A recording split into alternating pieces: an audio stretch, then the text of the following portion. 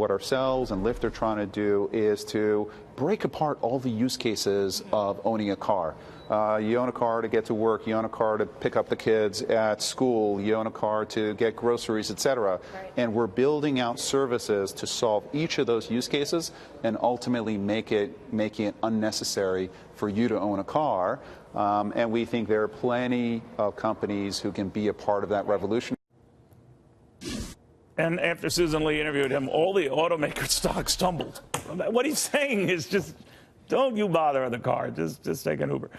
Susan Lee is here with more on that interview. We also have Republican New York City Council Minority Whip Joe Borelli, good friend of the President of the United States as well. Welcome to both of you. Thank you. Susan, as soon as I heard that, I said, okay, well, there goes the car industry. But his point was there's more to Uber than just a quick ride in Manhattan or any city, right? Right. And he says Uber right now, as big as it is, $70 billion company, they only own and they're responsible for only 1% of the miles driven on the road globally. So there is an opportunity to grow 20 to 30 times bigger in the future. It's not just cars, you know that. Right. I mean, they're going to do scooters in the future. They're going to do bikes in the future. Are they going to go public? Flying taxis as well, 5 years. In the future? You got into that a little bit. That was part of the answer, and they are still on track, they say, for 2019 and an IPO. And I assume it's because they need to raise cash because they're burning a lot of cash still. They're not profitable. So it's a way for investors to get out who have been holding for 10 years and also bring in new capital as well. What did he say? And I haven't forgotten you, my friend, but what did he say about the overall economic environment? Likes it? What?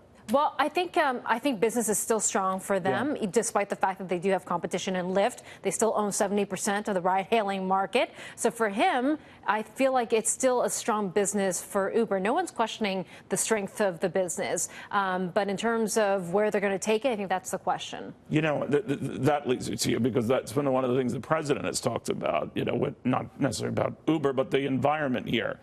That is what's working, despite all this back and forth about, you know, unnamed officials getting editorials in the New York Times and books that come out that are going to once again raise these critical issues that the White House is bedlam. That the backdrop is great market, great economy, great environment, and I'll survive this too. Well, right. So you have a company like Uber who is looking to expand, looking to grow into other cities. And then you look at a city like New York, which Uber should be thriving, should be doing spectacular. And the city is actually seeking to curb their ability. I'm ashamed. I used Uber Eats to get some fast food. I probably shouldn't have done that. But it just goes to show you how the particular market for this type of company is only growing. It's a shame that the city government here and other cities around the country would want to stifle, the potential to really innovate just to solve a real problem. Congestion is a real problem. But it hasn't stopped the growth of this company. But it certainly will here in New York City, and you'll see other companies do the same thing. They put a cap on new licenses. Uber has a retention rate of drivers in the 20%. Mm-hmm. So if they're just stopping to give new licenses, there will be an ultimate reduction of drivers. Ultimate reduction of drivers, obviously cost goes up, the company's less convenient, less people use it. In terms of revenue, New York's still the biggest city for Uber to operate. Certainly, 100%, yes, yeah. But it's also the leader politically, and we see countless times where we'll adopt some progressive policy here, and it'll be duplicated all over the country. That's why Uber made such a big fight here, because they know that's the direction. But they lost the fight, and that is a concern that it will go across the country in terms of cities implementing, license caps in the future. So you're not a fan of Mayor de Blasio? No, because again, you took a real problem, congestion, and you tried to solve it by not really solving it, just making it more inconvenient, more expensive for real New Yorkers who live in the outer boroughs. Yeah. I've never seen a yellow taxi in Staten Island in my whole life,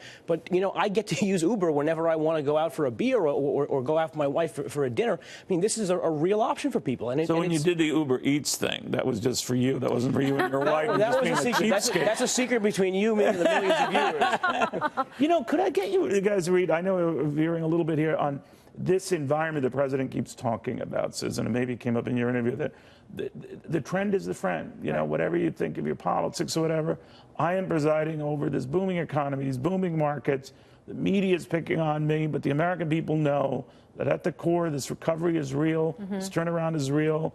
All these CEOs are seeing it. These companies that are considering going public see it. What do you think? Yeah, well, Uber is investing. I mean, they're spending a lot of money, but still burning a lot of cash. Right. And that is because the business is going strong. And in terms of the political aspect of the conversation, I asked Dara this question: is there a political bias? That's the feeling from President Trump and other employees of big tech companies. Silicon Valley has a liberal bias. And he says, in a very good answer, I would say, he goes, whether you're Democrat or Republican, your wait times on Uber are still the same.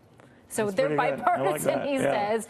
But, he doesn't think there's a bias. Joe will call them and we'll just take their sweet time. We'll be there whenever we feel like it. If it's McDonald's, they should tell me to walk over.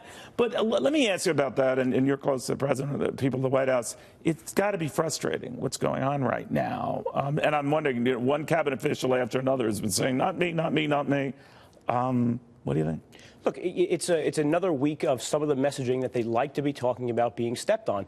The book review, the Bob Woodward book stuff, is not part of their control. But when you have a White House official that's doing an op-ed like this, it's certainly going to dominate the conversation. Whole nother issue. Guys, I want to thank you both. Great interview again. Thank you. She, just talking to prime ministers, muckety mucks.